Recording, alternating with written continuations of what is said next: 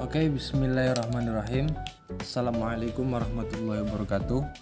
Perkenalkan, nama saya Aklimul Furqon dari Prodi Pendidikan IPS kelas 3A Geografi dengan NIM 1123015000018. Di sini saya ingin memenuhi tugas remedial ujian akhir semester atau UAS kemarin, mata kuliah manajemen pendidikan.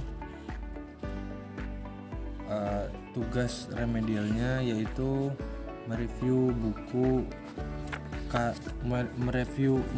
buku manajemen mutu pendidikan, teori dan kebijakan karya Jejen Musfah atau Dr. Jejen Musfah MA.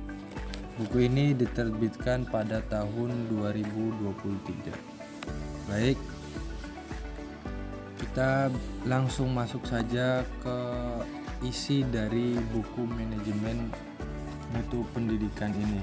Jadi pada bab pertama itu terdapat manajemen mutu pendidikan, yaitu isinya tentang pengertian manajemen mutu pendidikan itu sendiri, terus ruang lingkup yang termasuk ke dalam pembahasan manajemen mutu pendidikan itu sendiri, prinsip manajemen mutu pendidikan, dan yang terakhir itu tentang kebijakan mutu pendidikan itu sendiri. Kemudian selanjutnya yaitu ada kita masuk ke bab 2. Jadi di bab 2 ini menjelaskan tentang tentang teori manajemen terpadu. Nah, nanti di dalam bab 2 ini menjelaskan tentang apa sih manajemen mutu terpadu itu. Kemudian di sini akan diberikan teori-teori dari para ahli, baik mulai dari teori yang dikemukakan oleh Edward Sellis, kemudian William Edward Deming, kemudian teori model dari Joseph M. Juruan, kemudian Malcolm Barlighe, yang terusnya International Standard Organization dari ISO atau organisasi sendiri, kemudian dari Balance Scorecard, kemudian yang selanjutnya ada model dari organisasi pembelajaran, dari kecerdasan jamak, kemudian manajemen berbasis sekolah, dan manajemen Samudra Biru, dan masih banyak lagi sampai nanti ada model dari pendidikan, model terpadu, model manajemen mutu terpadu yang dikemukakan oleh orang-orang Jepang, yaitu model Kaizen. Nah, oke, kita masuk ke bab yang ketiga. Di sini bab yang ketiga ini menjelaskan tentang aspek mutu pendidikan. Nah, aspek mutu pendidikan ini di bab 3 sendiri itu menjelaskan tentang mutu siswa dan lulusan. Jadi kualitas dari siswa atau lulusan sekolah yang ada di Indonesia ini. Kemudian yang pertama itu muatannya ada mutu siswa dan lulusan. Kemudian yang kedua itu ada mutu guru dan kepala sekolah itu sendiri. Jadi bukan hanya tentang siswa dan lulusannya aja yang dilihat mutunya, tapi juga satuan pendidikan atau pendidik, guru dan kepala sekolah itu sendiri. Kemudian yang ketiga itu ada mutu pembiayaan. Jadi bagaimana di dalam satuan pendidikan ini, baik itu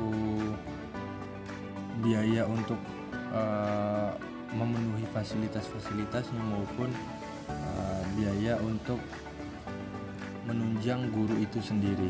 Kemudian yang terakhir ada mutu sekolah dan kampus. Jadi di sini bagaimana aspek-aspek yang harus dipenuhi oleh sekolah dan kampus agar menjadi satuan pendidikan yang memiliki mutu yang berkualitas.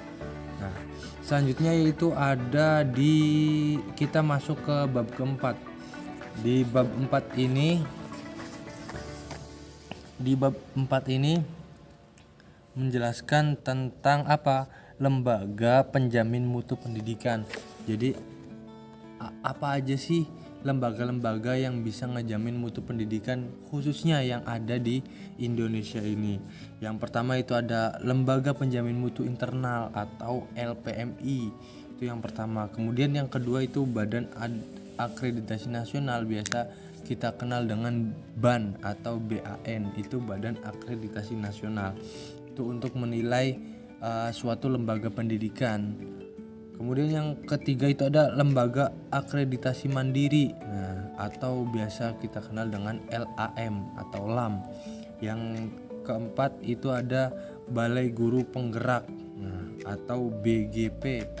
Selanjutnya yaitu Lembaga Penjamin Mutu Pendidikan atau LPMP. Kemudian ada Pusat Data dan Teknologi Informasi atau Pusdatin.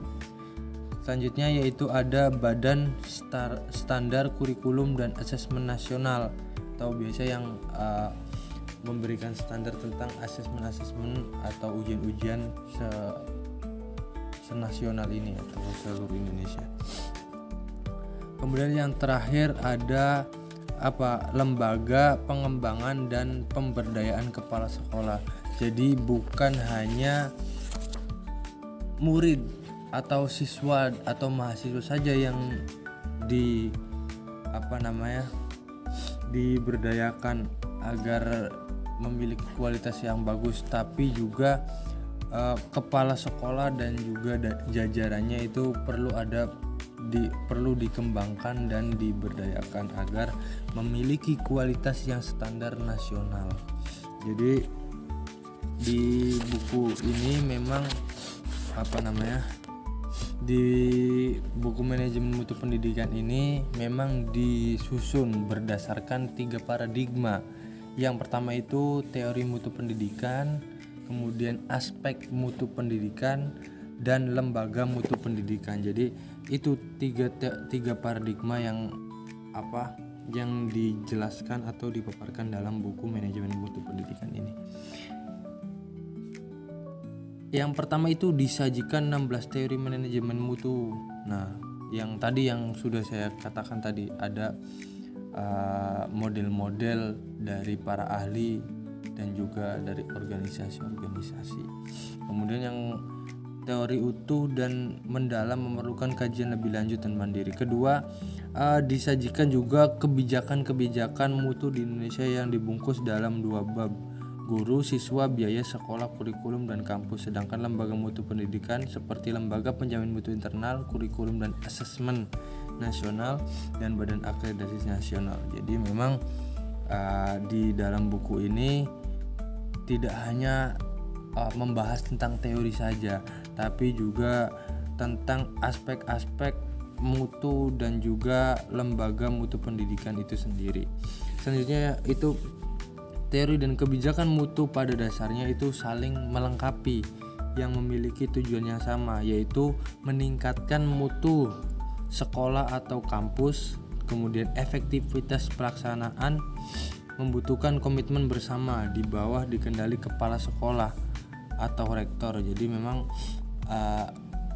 suatu lembaga pendidikan itu berjalan dengan baik atau memiliki kualitas yang baik itu bukan hanya karena kepala sekolah atau rektor, tapi juga dari pendidik-pendidik yang lain, baik itu guru maupun bagian-bagian yang ada di bawah kepala sekolah.